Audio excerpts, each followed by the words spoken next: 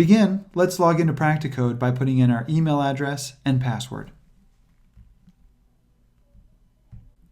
When you log in, you are first presented with the practice page. Here, you will see three things. First, any assessments that have been assigned to you. Assessments are tests or assignments assigned by an advisor. If it is blank, that means no assessments have been assigned to you. Second, you will see all modules that you have been granted access. Most modules represent a coding specialty like radiology, neurosurgery, to name a few. Each module has exercises. An exercise is either a clinical record that you will be expected to code, or, in rare cases, a multiple choice question. Third, on the right is an overview of your progress.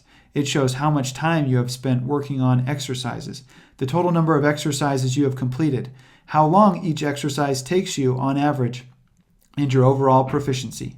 If you have an advisor, you also can see and communicate with your advisor. From this page, you can take an assessment, practice in a module, view notifications from advisors, view reports, manage your account, or participate in the user community. To begin practicing in a module, click on Begin. The first time you enter a module, you're presented with a brief overview of the module. When you're ready to start, click Begin. You are presented with your first exercise in the module you selected. The exercise consists of 4 areas. The first area is the patient information, so you know their name, gender, age, date of service, and insurance. The second area is the clinical record that you can read through to discover the correct codes to enter. The third area is the patient history. This allows you to view any patient history that may affect the codes you select. Fourth, this is the code entry section. Here you can enter any diagnosis, E&M, or procedure codes you discovered while reading through the clinical record and patient histories, along with any modifiers, quantities, and linking that would pertain to the code selected. As you can see, when you enter in the codes, you are presented with a type ahead dropdown that helps you choose the code you want.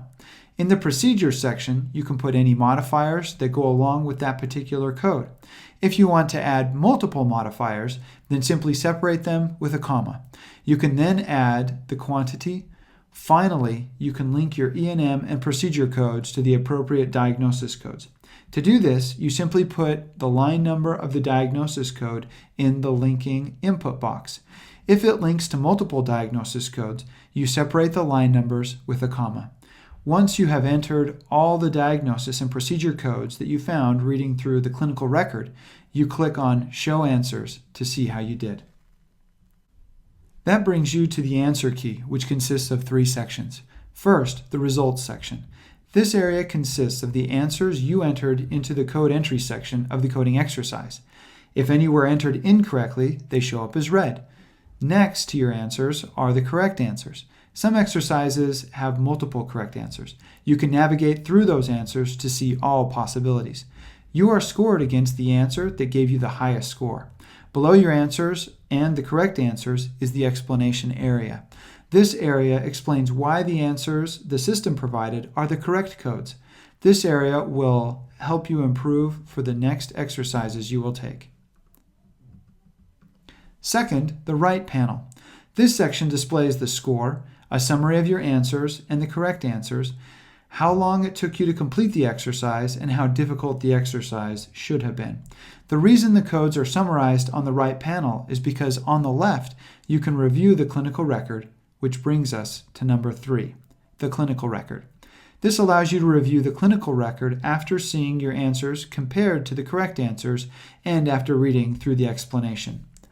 From here, you could click on Next Exercise to begin coding the next exercise in the module. You can also click on the Practice tab to get back to the main page.